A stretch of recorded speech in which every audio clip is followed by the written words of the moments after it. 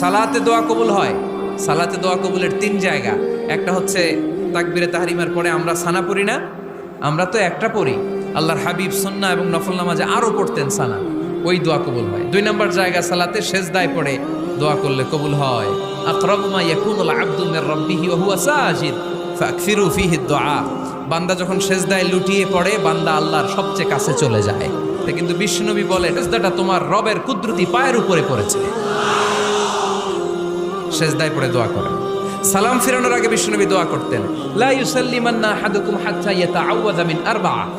আল্লাহর হাবিব বললেন, 4 জিনিস থেকে পানাহানা আছে, আমার কোন উম্মত যেন সালাম না ফিরায়। তারা যেন পড়ে, আল্লাহুম্মা ইন্নী আউযু বিকা মিন আযাবিল কবর, আউযু বিকা মিন আযাবি জাহান্নাম, আউযু বিকা মিন ফিতনাতিল মাহইয়া ওয়াল মামাত, আউযু বিকা মিন ফিতনাতিল মাসিহিদ দাজ্জাল। আল্লাহ কবরের আযাব থেকে বাঁচাও, আল্লাহ জাহান্নামের আগুন থেকে বাঁচাও, আল্লাহ